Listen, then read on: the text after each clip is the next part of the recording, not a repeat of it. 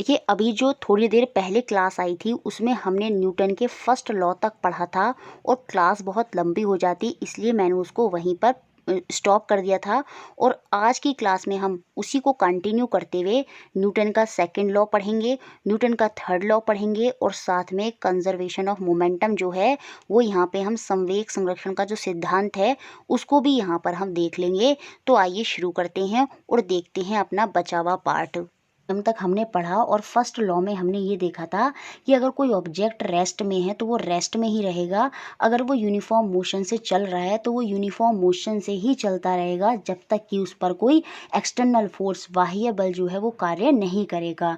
अब देखिए, अगर कोई बाह्य बल, असंतुलित बाह्य बल, अनबैलेंस्ड फोर्स अगर कोई कार्य करना शुरू कर दे किसी ऑब्जेक्ट पर तो सीधी सी बात है उसके वेग में जो है वो परिवर्तन होगा, वहाँ पर उसकी जो वेलोसिटी है वो चेंज होगी। इसका मतलब जो ऑब्जेक्ट है ना वो एसिलरेशन में आ जाएगा, वहाँ पर ऑब्जेक्ट के अंदर क्या आ जाएगा, एसिलरेशन आ जाएगा। किसकी वजह से आ रहा है ये, एक्सटर्नल जो फोर्स है उसकी वजह से आ रहा है। तो ये जो एक्सटर्नल फोर्स है ना जिसकी वजह से वस्तु जो है एसिलरेट कर रही है, एक ऑब्जेक्ट के अंदर एसिलरेशन आ रहा है, वेलोसिटी में चेंज हो रहा है, तो वही हमें पढ़ना है। अब हमें देखना है कि वस्तु का जो त्वरण है वो किस तरह से जो बल उस पर लग रहा है उस पर निर्भर करता है। और ये जो बल है, ये जो एक्सटर्नल फोर्स उस पर लग रही है जिसकी वजह से ऑब्जेक्ट मोशन में आ रहा है, एसिलरेशन उसका बढ़ रहा है, वेलोसिटी में चेंज हो रहा है, तो ये जो बल है ना, कितना बल हमें लगाना पड़ रहा है उसको हम कैसे मापेंगे, कैसे हम उसको मेज़र करेंगे, वही हमें यहाँ पर समझना है। Now we will see how the acceleration of an object depend on the force. कितनी फोर्स जब लगा रहे हैं जिससे ऑब्जेक्ट एसिलरेट कर रहा है तो वो कितनी फोर्स हमें लगानी पड़ रही है उसको हम कैसे मेज़र करेंगे उस फोर्स को, और कैसे उस फोर्स की वजह से वेलोसिटी चेंज कर रही है तो कैसे उस फोर्स की वजह से वो ऑब्जेक्ट के अंदर जो एसिलरेशन आ रहा है वो डिपेंड कर रहा है उस पर फोर्स पर, वो हमें यहाँ पर देखना है। अब देखिए, फोर्स जो है डिपेंड करेगा मास पर भी और साथ में उसके एसिलरेशन, या मैं बात करूं जिसकी वजह से वेलोसिटी में चेंज आएगा। अब कैसे, अब देखिए, फोर्स, अगर मेरे पास कोई भारी बक्सा रखा है उसको मुझे अगर खिसकाना है तो मुझे ज़्यादा फोर्स लगानी पड़ेगी, तो वहाँ पर जो मेरा फोर्स जिसका मैग्नीट्यूड निकल कर आएगा, परिमाण निकल कर आएगा, वो ज़्यादा न्यूटन में होगा, जैसे 10 न्यूटन, क्योंकि मास ज़्यादा है। और अगर मास कम होगा तो फोर्स भी मुझे कम लगानी होगी। और इसका सीधा सा उदाहरण हमें देखने को मिलता है, जो टेबल टेनिस का प्लेयर होता है ना, जब वो गेंद को मारता है ना, वो गेंद छोटी होती है, उसका जो मास है ना, जो उसकी द्रव्यमान है वो वहाँ पर कम होता है, जिसकी वजह से उसे कम फोर्स लगाना पड़ता है। और उससे अगर वो आपके शरीर पर आकर कहीं लगती भी है ना तो उससे चोट आपको कम लगेगी, क्योंकि फोर्स कम लगी है तो उसका इफेक्ट आपके ऊपर भी कम होगा। लेकिन अगर अभी कोई बल्लेबाज है उसको गेंद को मारना है तो वहाँ पर जो गेंद होगी ना, जो बॉल होगी, वो ज़्यादा बड़ी होगी, वहाँ पर उसका मास क्या है, उसका द्रव्यमान क्या है, वो ज़्यादा है, तो वहाँ पर उसको ज़्यादा एक्सटर्नल फोर्स लगानी पड़ रही है और उसका इफेक्ट भी हमें ज़्यादा देखने को मिलता है। अगर टेबल टेनिस की बॉल हमारे लगे तो वो ज़्यादा हमारे चोट नहीं पहुँचाएगी एज़ कम्पेयर टू अगर क्रिकेट का प्लेयर बॉल को मारेगा, तो क्योंकि उसने फोर्स ज़्यादा लगाया है जिसकी वजह से उसका इफेक्ट हमारे ऊपर भी ज़्यादा दिखता है। तो यहाँ से एक चीज़ क्लियर हुई कि जो फोर्स है ना, वो जो जो वस्तु एसिलरेट कर रही है या उसकी वेलोसिटी में चेंज आ रहा है तो वो डिपेंड कर रही है किस पर, मास पर डिपेंड कर रही है। मास भी यहाँ मैटर करेगा, द्रव्यमान भी यहाँ मैटर करेगा। अब द्रव्यमान के साथ साथ यहाँ पर क्या मैटर करेगा, जितनी ज़्यादा वेलोसिटी होगी वो कैसे अटेन होगी, वो होगी ज़्यादा फोर्स की वजह से। देखिए, सड़क के किनारे अगर कोई ट्रक खड़ा है तो उससे व्यक्ति घायल नहीं होता, लेकिन जैसे ही वो मोशन में, गति में आ जाता है तो जो व्यक्ति है ना वो घायल हो जाएगा। इसका मतलब एसिलरेशन वहाँ पर आ गया, वेलोसिटी वहाँ पर आ गई, चेंज हो गया, जिसकी वजह से वहाँ पर फोर्स लगी है। तो फोर्स की वजह से ही क्या हो रहा है, वेलोसिटी में चेंज आ रहा है, वेग में परिवर्तन आ रहा है। और जितनी ज़्यादा मैं फोर्स लगाऊंगी उतनी ही ज़्यादा वेलोसिटी हो जाएगी। ठीक है, ऐसे ही देखिए, अगर मैं देखूँ छोटा द्रव्यमान वाली जो बुलेट होती है, बंदूक की गोली होती है, अगर उसको तीव्र वेग से, फास्ट वेलोसिटी से छोड़ा जाए तो उससे व्यक्ति की मृत्यु भी हो सकती है। क्यों, क्योंकि वहाँ पर ज़्यादा फोर्स है, ज़्यादा फोर्स है तो ज़्यादा इफेक्ट देखने को हमें मिलेगा। और वो क्यों मिल रहा है, क्योंकि हमारी वेलोसिटी बहुत ज़्यादा हो गई है। अब इससे हमें ये पता चलता है कि जो हमें वस्तु के अंदर ना प्रभाव देखने को मिल रहा है कि पहले वो हमारे कम लग रही है, उसके बाद ज़्यादा लग रही है, वेग बहुत ज़्यादा है, भले ही मास जो है वहाँ पर द्रव्यमान अगर कम है फिर भी अगर वेलोसिटी बहुत ज़्यादा है तो उसका इफेक्ट हमें बहुत ज़्यादा देखने को मिल रहा है। ठीक है, लेकिन ये जो हमें इफेक्ट देखने को मिला ऑब्जेक्ट के अंदर वो किस पर डिपेंड कर रहा है, वो मास और वेलोसिटी पर डिपेंड कर रहा है। और ये जो मास और वेलोसिटी है ना, ये किसकी वजह से ये जो इफेक्ट हमें देखने को मिला है ना, ये तो डिपेंड करता है कि इस पर मास और वेलोसिटी से। ये बात यहाँ पर क्लियर हुई, जितना ज़्यादा मास होगा उतना ही ज़्यादा क्या होगा, फोर्स लग रही है जिसकी वजह से इफेक्ट ज़्यादा आ रहा है। और जितनी ज़्यादा वेलोसिटी हमें किसी ऑब्जेक्ट के अंदर लानी है तो उतना ही ज़्यादा फोर्स हमें उसमें क्या हो रहा है, लगाना पड़ रहा है। देखिए, वस्तु को जब त्वरित किया जाता है, जब उसको एसिलरेट किया जाता है, उसकी वेलोसिटी में चेंज किया जाता है, पहले 0 2 4 6 8, तो ये यूनिफॉर्म एसिलरेशन है, तो ये त्वरित हो गई है वस्तु। ठीक है, तो हमें क्या होगा, तो अधिक वेग प्राप्त करने के लिए हमें अधिक बल की आवश्यकता होगी, जैसा कि बुलेट में हो रहा है। यहाँ पर हमें अधिक वेग प्राप्त करना पड़ रहा है, उसका एसिलरेशन बढ़ता ही चला जा रहा है, जिससे उसके वेग में जो है काफ़ी हाई जो वेग है, जो उसका वेलोसिटी है वो काफ़ी हाई हो गई है, बहुत ही फास्ट हो गई है। और वो क्यों हो रही है, क्योंकि वहाँ पर हमें जो बल है ना वो भी हम ज़्यादा लगा रहे हैं। तो याद रखिए, अगर किसी ऑब्जेक्ट में हमें ज़्यादा वेलोसिटी चाहिए होती है तो वहाँ पर हमें ज़्यादा फोर्स चाहिए होगी।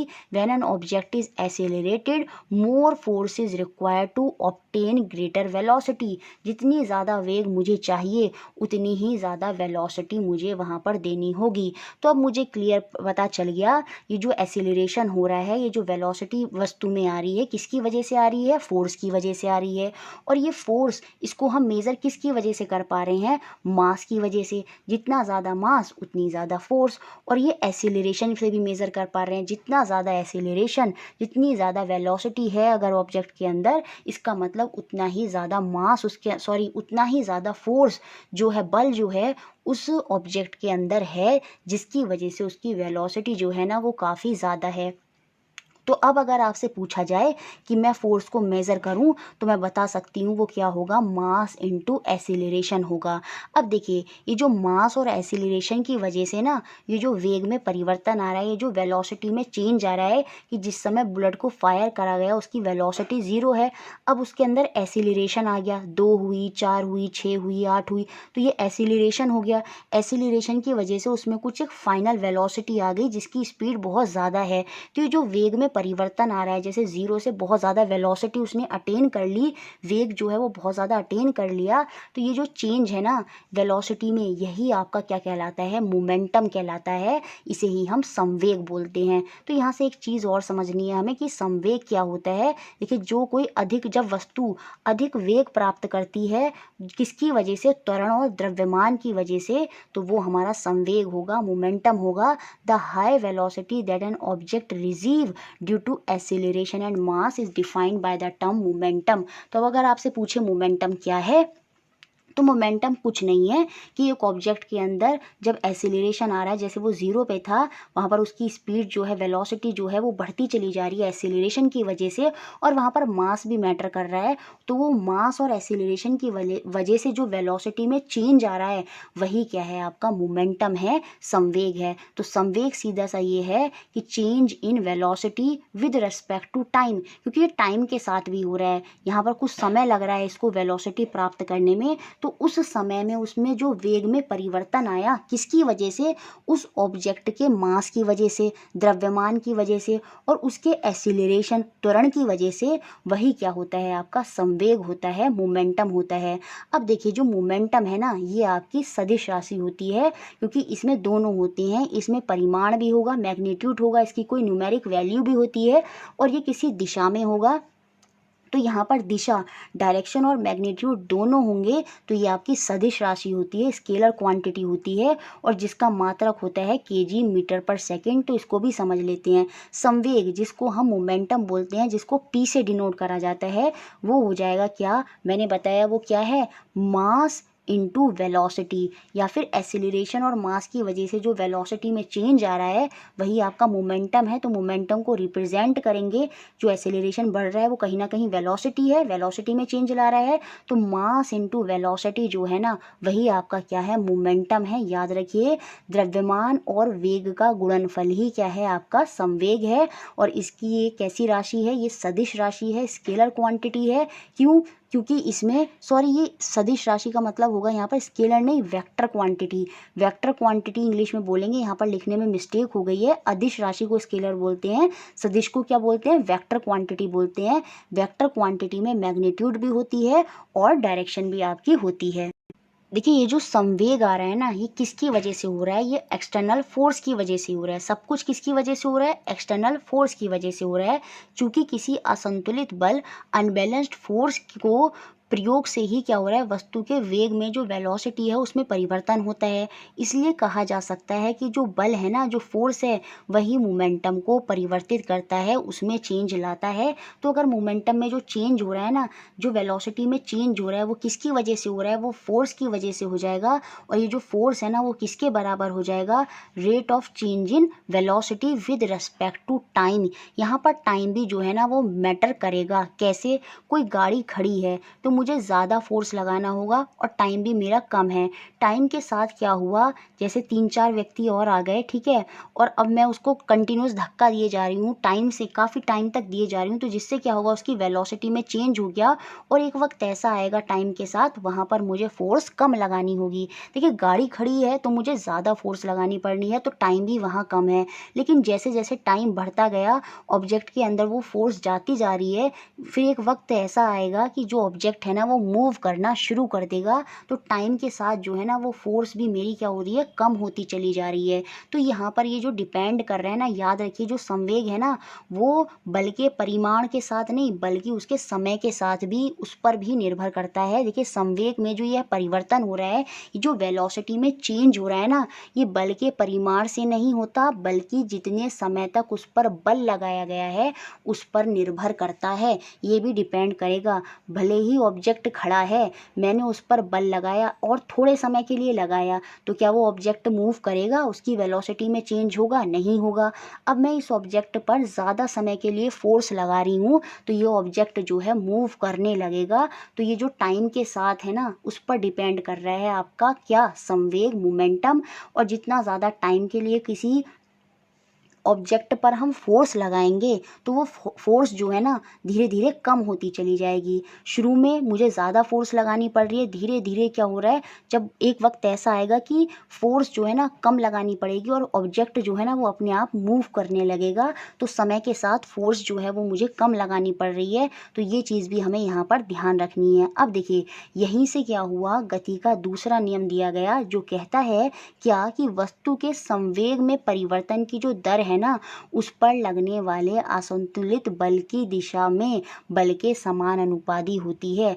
अब देखिए, संवेग क्या है, वेलोसिटी में जो चेंज होता है वो किस पर डिपेंड कर रही है, वो आपकी असंतुलित बल पर डिपेंड कर रही है। तो और वो भी उसी के दिशा में, जिस दिशा में संवेग है, जिस दिशा में वेलोसिटी चेंज हो रही है, उसी दिशा में वो क्या हो रहा है, फोर्स लग रहा है। तो वो उसके समान अनुपात होती है, उसके बराबर होती है। जितना ज़्यादा फोर्स होगा उतनी ही ज़्यादा वेलोसिटी में परिवर्तन होगा, और वो समय के साथ होता है। The rate of change of momentum of a body, अगर जो बॉडी में वेलोसिटी में चेंज आ रहा है, मोमेंटम में चेंज आ रहा है किसी बॉडी के, वो डायरेक्टली प्रोपोर्शनल होगा। किस पर डायरेक्टली निर्भर करेगा, जितनी फोर्स उस पर अप्लाइड हो रही है और जिसकी वजह से मोमेंटम जो है वो चेंज हो रहा है, वो भी किस डायरेक्शन में, जिस डायरेक्शन पर उस पर फोर्स लग रही है।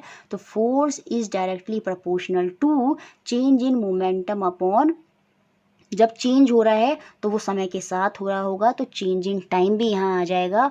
और यहीं से फिर यहाँ से एक फॉर्मूला निकल कर आएगा, force is equal to M A mass into acceleration. आइए इसको भी समझते हैं। एक ऑब्जेक्ट है जिसका मास m है, वो मूव कर रहा है स्ट्रेट लाइन में और उसकी कुछ इनिशियल वेलोसिटी है, मैंने मान लिया u, उसका प्रारंभिक वेग जो है वो u है।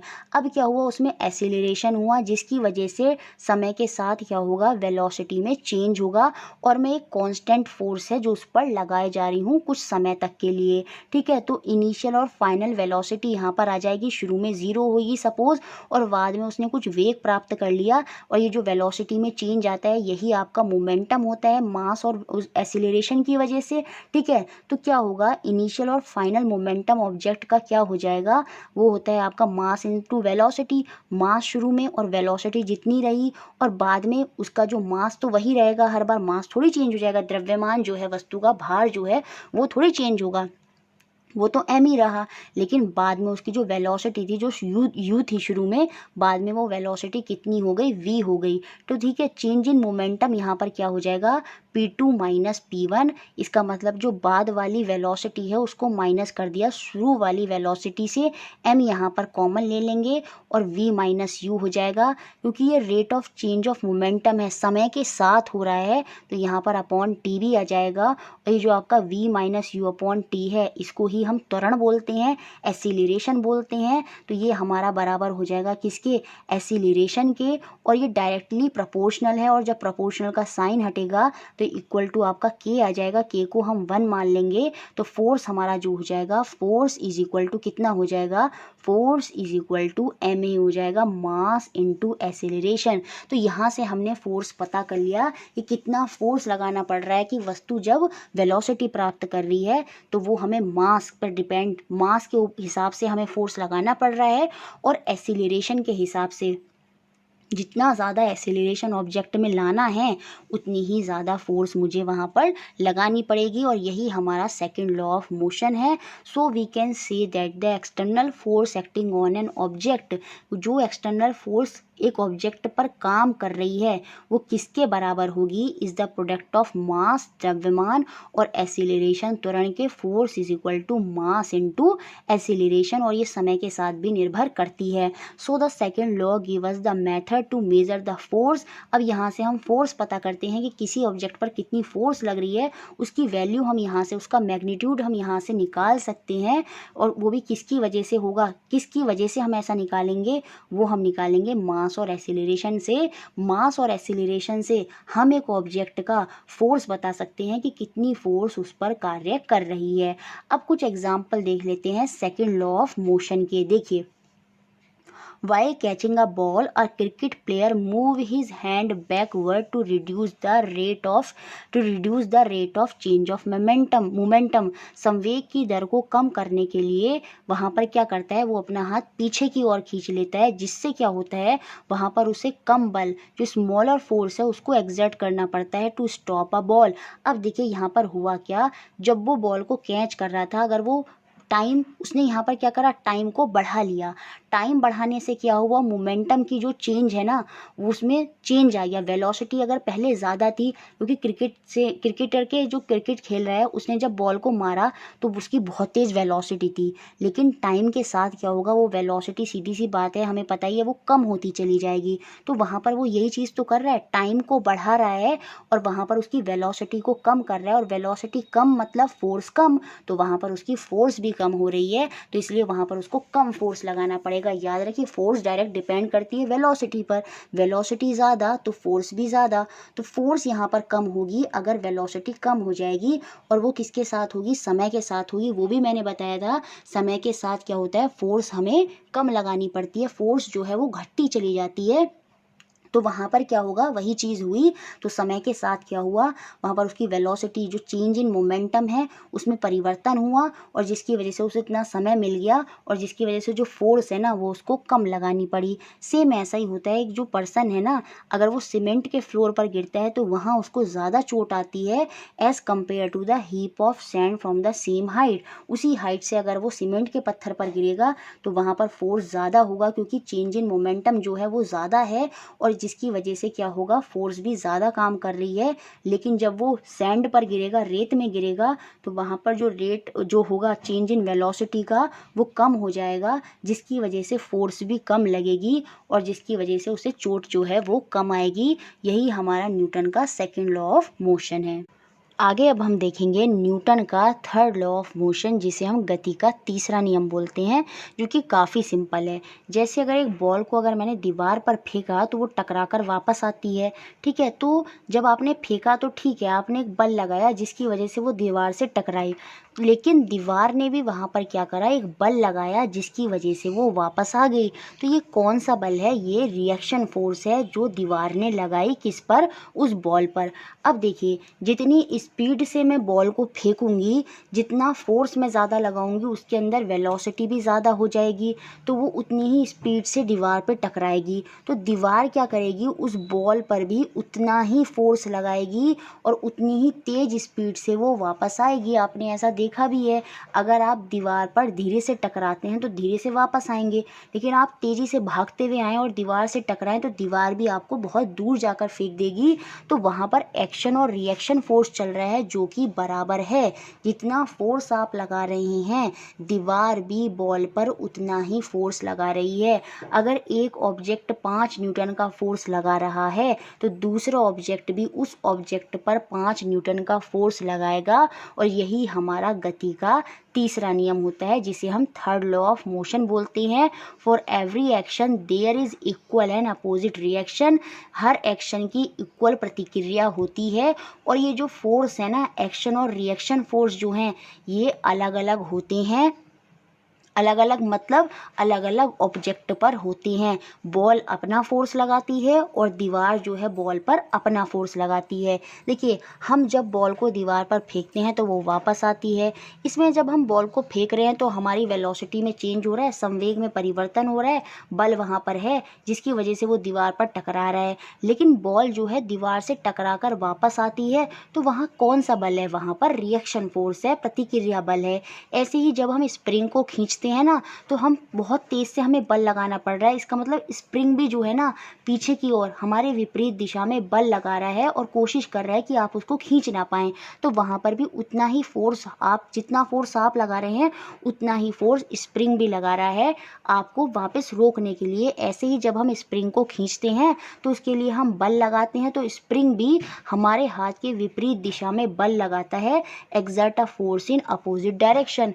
इसी चीज़ को समझाने के लिए न्यूटन ने बिल्कुल स्पष्ट शब्दों में बताया क्या, to every action there is equal and opposite reaction. But ये जो एक्शन और रिएक्शन फोर्स है ना, एक्ट ऑन डिफरेंट ऑब्जेक्ट। ऐसा नहीं है बॉल पर ही लग रहा है, बॉल ने दीवार पर लगाया तो बॉल की वजह से दीवार पर लगा, और दीवार ने बॉल पर लगाया। तो ये जो फोर्स है ना, दोनों अलग अलग ऑब्जेक्ट पर लग रही है, बॉल पर भी और दीवार पर भी। जब एक वस्तु दूसरी वस्तु पर बल लगाती है तथा दूसरी वस्तु द्वारा भी पहली वस्तु पर क्या होता है, बल लगाया जाता है, और ये दोनों बल परिमाण में हमेशा समान लेकिन दिशा में विपरीत होंगे। अगर बॉल ने 5 न्यूटन का बल लगाया दीवार पर, तो दीवार भी बॉल पर 5 न्यूटन का ही बल लगाएगी। तो इनका जो मैग्नीट्यूड है, जो परिमाण है, वो तो हमेशा सेम होता है, लेकिन जो इनकी डायरेक्शन है ना, जो दिशा होती है, वो विपरीत होती है, अपोजिट होती है। अगर एक ने बल इस डायरेक्शन में लगाया तो दूसरा बल इस डायरेक्शन में लगाएगा, तो F A is equal to minus F B हो जाता है, दूसरा निगेटिव हो जाएगा। क्यों? क्योंकि इनके जो फोर्स है ना, वो विपरीत दिशा में है। अब मैं अगर न्यूटन के थर्ड लॉ के एग्जाम्पल की बात करूं कि कहाँ हमें तृतीय नियम देखने को मिलता है, तो वो रॉकेट में हमें देखने को मिलता है। जब रॉकेट आसमान में ऊपर जाता है ना, तो वो पहले नीचे उतना ही फोर्स लगाता है, और वही फोर्स क्या होता है, जब नीचे की तरफ लगाता है ना, तो उसकी प्रतिक्रिया ऊपर की तरफ आती है और रॉकेट जो है वो ऊपर की तरफ उड़ जाता है। ऐसे ही pulling a cart by the horse. जब कार्ट जो होता है, हॉर्स उस पर बंधा हुआ है, तो हॉर्स उसको आगे की तरफ खींचने की कोशिश करता है, लेकिन वो जो कार्ट है ना, उस हॉर्स को पीछे की तरफ खींचने की कोशिश करता है। तो वहाँ भी हमें थर्ड लॉ ऑफ मोशन देखने को मिलता है। Jumping from a boat on a river side. जब आप जंप करते हैं बोट से, तो आपने देखा होगा, आप तो आगे की तरफ आते हैं, लेकिन जो बोट है ना, वो पीछे की तरफ चली जाती है। अब हमें जो यहाँ पर याद रखनी है ना, वो बात, उस चीज़ को भी और समझ लेते हैं। सेम ऐसा ही आपका बंदूक में होता है। जब आप बंदूक चलाते हैं ना, तो बंदूक से जो गन है ना, वो बाहर निकल जाती है, लेकिन उसकी प्रतिक्रिया में जो गन है ना, वो भी थोड़ा सा पीछे की ओर जाती है, हिल जाती है। तो वहाँ पर एक्शन और रिएक्शन जो है ना, वो फोर्स वहाँ पर काम कर रही हैं, जिनका जो मैग्नीट्यूड है, जो परिमाण है ना, वो बिल्कुल सेम होता है। लेकिन याद रखिए जो उनकी डायरेक्शन होगी, जो दिशा होगी, वो हमेशा कैसी होती है, अपोजिट होती है। देखिए इसके अलावा हमें एक चीज़ और समझनी होगी कि हमारा एक्शन और रिएक्शन फोर्स तो बराबर है, क्रिया और प्रतिक्रिया बल बराबर है, लेकिन फिर भी ये जो बल है ना, वो एक समान परिमाण के त्वरण उत्पन्न नहीं करते। दीज फोर्सेज में not produce acceleration of equal magnitude. यहाँ पर जो एक्सीलरेशन होगा वो काफ़ी ज़्यादा होगा, और इसलिए जो गोली होती है, जो गन होती है, उसकी जो वेलोसिटी है वो काफ़ी ज़्यादा हो जाती है, और पीछे की तरफ वेलोसिटी कम होती है, क्योंकि एक्सीलरेशन जो है वो वहाँ पर कम होता है, और इसलिए बंदूक थोड़ी सी देर के लिए ही पीछे को जाती है। तो यहाँ पर जो एक्सीलरेशन है ना, वो अलग अलग है, भले ही चाहे जो उनकी फोर्स है ना वो इक्वल है। और वो ऐसा इसलिए है क्योंकि जो प्रत्येक बल है ना, जो प्रत्येक फोर्स कार्य कर रही है ना, वो अलग अलग द्रव्यमान की वस्तुओं पर कार्य कर रही है। इन दोनों का जो मास है ना, जो इनका भार है, वो अलग अलग है। बुलेट का जो मास है वो बहुत कम है, तो जिसकी वजह से क्या होगा, अगर फोर्स ज़्यादा लग रही है तो उसकी वेलोसिटी जो है ना बहुत ज़्यादा हो जाएगी, क्योंकि यहाँ पर ज़्यादा फोर्स लगाकर क्या होगा, वेलोसिटी ज़्यादा मिल जाएगी। लेकिन बंदूक क्या है, उसका भार ज़्यादा है, मास ज़्यादा है, और उस पर भी अगर वही फोर्स लग रही है तो इसकी जो वेलोसिटी कम होगी। क्यों? क्योंकि यहाँ पर मास ज़्यादा है। मैं आपसे ये कहूँ, एक भारी ऑब्जेक्ट है और एक हल्का ऑब्जेक्ट है, और मैं 10 न्यूटन का बल लगा रही हूँ दोनों पर। इस पर 10 न्यूटन का बल लगाऊंगी तो ये ज़्यादा दूर तक जाएगी, इसका एक्सीलरेशन ज़्यादा होगा, इसकी वेलोसिटी ज़्यादा होगी। लेकिन अगर 10 न्यूटन का बल अगर मैं इस भारी ऑब्जेक्ट पर लगाऊंगी तो ये कम वेलोसिटी होगी, यहाँ पर एक्सीलरेशन कम होगा। तो ये जो एक्सीलरेशन में चेंज है, भले ही चाहे जो फोर्स है वो 10 न्यूटन की है, भले ही चाहे वो इक्वल है, वो इसलिए ही है एक्सीलरेशन में डिफरेंस। क्यों? क्योंकि जो इनके मास होते हैं ना वो अलग अलग होते हैं। ये बात आपको ध्यान रखनी होगी, कंफ्यूज हो सकते हैं तो याद रखना ऐसा क्यों हो रहा है। फोर्स इक्वल है लेकिन इनके मास इक्वल नहीं है, जिसकी वजह से जो एक्सीलरेशन है ना वो भी डिफरेंट है। तो ये था हमारा न्यूटन का third law of motion. Last में अब हम समझेंगे कंजर्वेशन ऑफ मोमेंटम, संवेग संरक्षण क्या होता है, और इसको हम एक एग्जांपल से समझने की कोशिश करेंगे। सपोज ये ट्रक है, इसका मास m है और ये कुछ वेलोसिटी से इस डायरेक्शन में चल रहा है किसी सड़क पर। सेम ऐसे ही उसी सड़क में दूसरी दिशा से इधर की तरफ, ट्रक की तरफ कुछ वेलोसिटी और इस कार का भी कुछ मास है, ये ट्रक की दिशा की तरफ को आ रही है। अब यहाँ पर हम एक्सटर्नल फोर्स जो बाह्य बल है ना वो शून्य मानेंगे, क्योंकि दोनों पर ही फ्रिक्शन फोर्स कार्य कर रही होगी तो वो तो हट गई। तो यहाँ पर और भी फोर्स जो है ना उनको हम नहीं मानेंगे, तभी जो है वो आपका कंजर्वेशन ऑफ मोमेंटम, जो संवेग संरक्षण है, वो कार्य करता है। जिसमें जो संवेग है टकराने से पहले और टकराने के बाद जो है वो बराबर होगा। कैसे? अब देखिए क्या होगा, ये ट्रक जो है ना ये कार से क्या हुआ, टकरा गया। अब देखिए ट्रक का मास ज़्यादा है और इसकी वेलोसिटी चाहे कुछ भी हो, इसका मास बहुत ज़्यादा होने की वजह से ये ज़्यादा फोर्स लगाएगा, और ये जो कार है ना टकराने के बाद पीछे की तरफ बहुत तेज़ वेलोसिटी से जाएगी, उस वेलोसिटी को अटेन करने की कोशिश करेगी। क्योंकि यहाँ पर जो ट्रक है ना उसने टक्कर मारी तो उसने अपनी फोर्स लगाई, और ज़्यादा फोर्स लगी तो ये उसी वेलोसिटी को पाएगी जिस वेलोसिटी से क्या चल रहा था, ट्रक चल रहा था। तो ये जो ट्रक वाली वेलोसिटी है ना ये किस में आ गई आपकी, ये कार में आ गई, क्योंकि इसने फोर्स ज़्यादा लगाई और इसने वही वेलोसिटी प्राप्त कर ली जो ट्रक की थी। अब कार की वेलोसिटी कम थी तो क्योंकि इसका मास भी कम है, और जब ये ट्रक से टकराई तो इसने यहाँ पर फोर्स कम लगाया, जिससे जो ट्रक है ना वो भी विपरीत दिशा में गया, लेकिन वो बहुत थोड़ा जाता है, थोड़ा विपरीत दिशा में जाएगा। क्यों? क्योंकि उसने वो वेलोसिटी ले ली जो कार के अंदर वेलोसिटी थी, लेकिन अभी भी वेलोसिटी क्या रही, जो इनका वेलोसिटी संवेग में जो परिवर्तन आ रहा है, वेलोसिटी में जो चेंज आ रहा है, वो अभी भी बराबर है। पहले ट्रक का ज़्यादा था, टकराने के बाद अब कार का ज़्यादा हो गया, और कार का टकराने से पहले कम था, अब टकराने के बाद ट्रक का कम हो गया। तो कम ज़्यादा अभी भी वही रहा, अभी भी यहाँ पर फोर्स बराबर ही रही। 10 न्यूटन इधर लगाई तो वो फोर्स इधर कार में आ गई, 5 न्यूटन की फोर्स अगर मैं कार की मान रही हूँ तो वो ट्रक में आ गई, लेकिन फोर्स अभी भी 15 न्यूटन ही रही। ऐसे ही संवेग क्या होगा, कार में भले ही ज़्यादा हो गया टकराने के बाद और जो आपका ट्रक है उसमें कम हो गया, वो अभी भी कंजर्व ही रहा, बराबर ही रहा।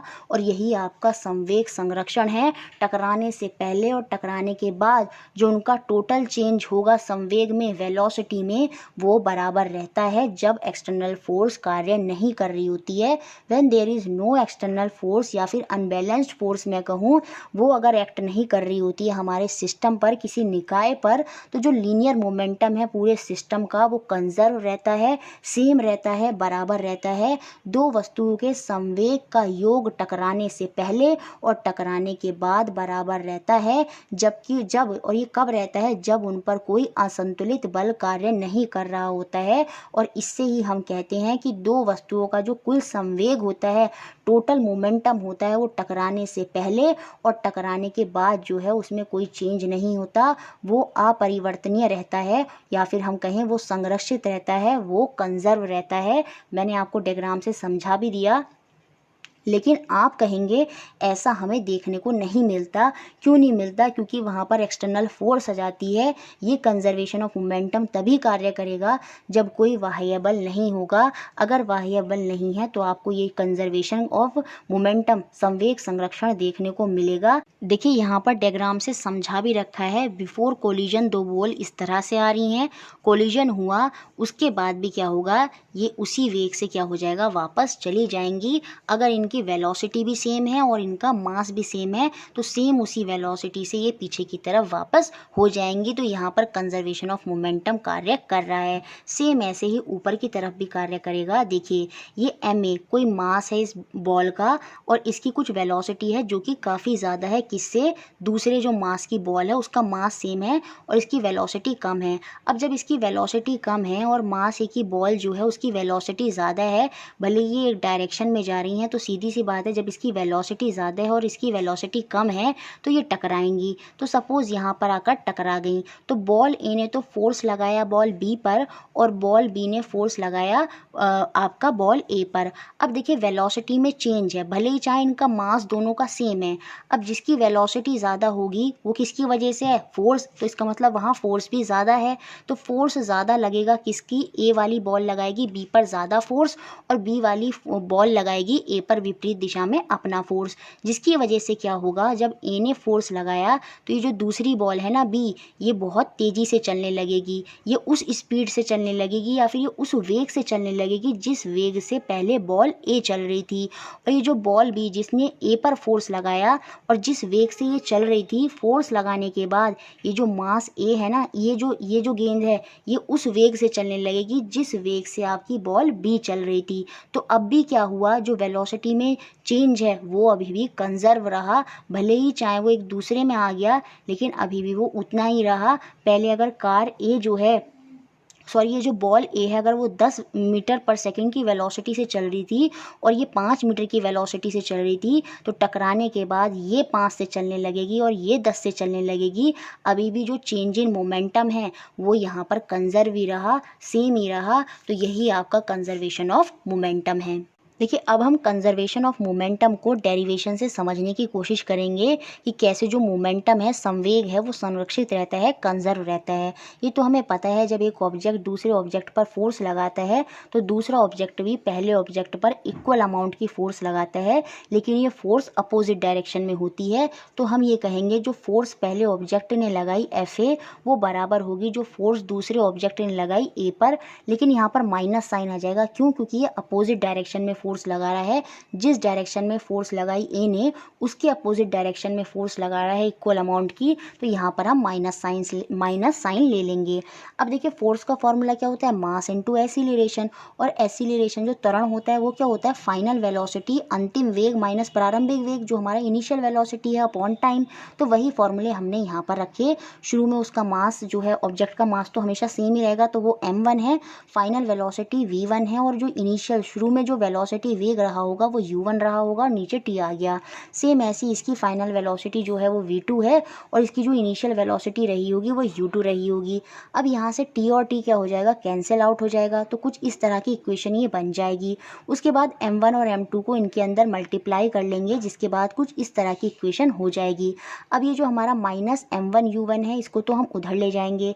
सेम ऐसी जो ये हमारा माइनस m2v2 है इसको हम इधर की तरफ ले आएंगे, जिसके बाद हमारी इक्वेशन कुछ इस तरह की बन जाएगी, जो कि बिल्कुल इस तरह से होगी। और यहाँ पर हमें देखने को मिलेगा कि जो फाइनल मोमेंटम है, क्योंकि ये v1 और v2 है, दोनों ऑब्जेक्ट की क्या है, फाइनल वेलोसिटी है। तो जो फाइनल मोमेंटम रहा दोनों ऑब्जेक्ट का वो किसके बराबर निकल कर आ गया, original momentum of two object. जो यहाँ पर इनका इनिशियल मोमेंटम रहा था, ये जो इनिशियल ओरिजिनल मोमेंटम है ये किसके बराबर हो गया, आपका फाइनल मोमेंटम के बराबर हो गया। यहाँ से हमें ये पता चल गया जो मोमेंटम है वो कैसा रहा, कंजर्व रहा, संरक्षित रहा। और यही हमारा कंजर्वेशन ऑफ मोमेंटम है। मुझे लगता है तो इस तरह से ये पूरा टॉपिक जो था आपका फोर्स एंड मोशन वो कंप्लीट हो गया। बेसिक लेवल पर आप डिस्क्रिप्शन बॉक्स में से वीडियो देख लीजिएगा और लास्ट में भी वीडियो आ जाएंगी। और एडवांस लेवल पर भी फोर्स और मोशन यहाँ पर कंप्लीट हो गया। और अगर यहाँ से जो एक दो क्वेश्चन आएंगे वो आप आसानी से आप कर देंगे। इस की नोट्स की PDF मैं आपको शेयर कर दूंगी टेलीग्राम पर, तो उसके लिए भी परेशान ना हो। वीडियो को लाइक ज़रूर करना है, शेयर करना है और इसी तरह हमारे साथ जुड़े रहना है। और कल की क्लास में हम पढ़ेंगे वर्क जो है हमारा कार्य जो है, एनर्जी जो है, और साथ में पावर जो है वो हम पढ़ेंगे। और वहाँ से हर बार रीट में पेपर आया है, तो कल की क्लास में हम उस टॉपिक को करेंगे। और इस तरह से हम अपने सारे टॉपिक जो हैं बहुत जल्दी कवर कर लेंगे। Thank you for watching.